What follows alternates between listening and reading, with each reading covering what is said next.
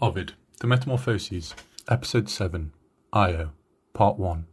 Warning: this video contains distressing themes of sexual abuse that some viewers may find upsetting.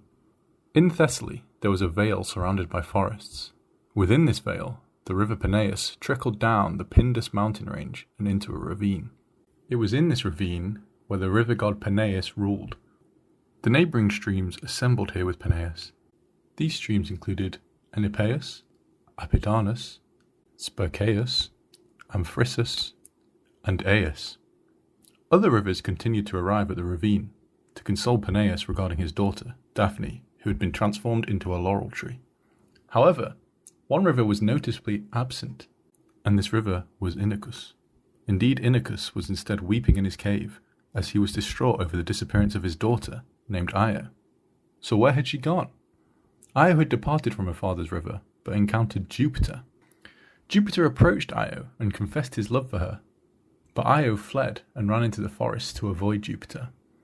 Jupiter then conjured up a cloud of darkness, which would conceal his planned crime.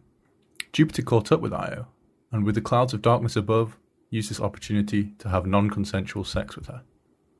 Meanwhile, Juno was observing Argos, when she noticed the clouds of darkness, which she suspected were caused by Jupiter. Consequently, Juno dispersed the clouds and sought Jupiter. However, Jupiter had anticipated Juno's arrival, and thus transformed Io into a white heifer as this masked his infidelity. Juno pretended not to know what Jupiter had done, and asked who the cow belonged to. Falling into her trap, Jupiter lied and said that the cow belonged to the earth. Juno begged Jupiter for possession of the cow, as she knew that he could not refuse, as it would expose his unfaithfulness. Although Juno now possessed Io, she still worried about Jupiter's tricks. So, Juno entrusted Io to Argus, the 100-eyed giant, because he could always watch over Io. Thus, Argus watched over the distraught Io throughout the days and the nights.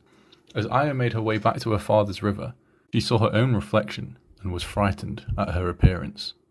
However, it was here that Io found her father and followed him. Seeking help, Io allowed her father to stroke her, but she had no way to vocally communicate her identity. So, Io spelt her name in the ground, much to her father's surprise. Argus retrieved Io and took her to a mountaintop to watch her closely.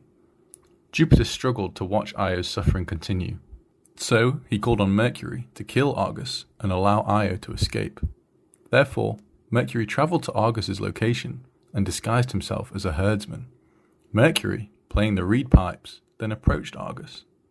The sound of the reed pipes enticed Argus, and he inquired of Mercury about the origins of the instrument.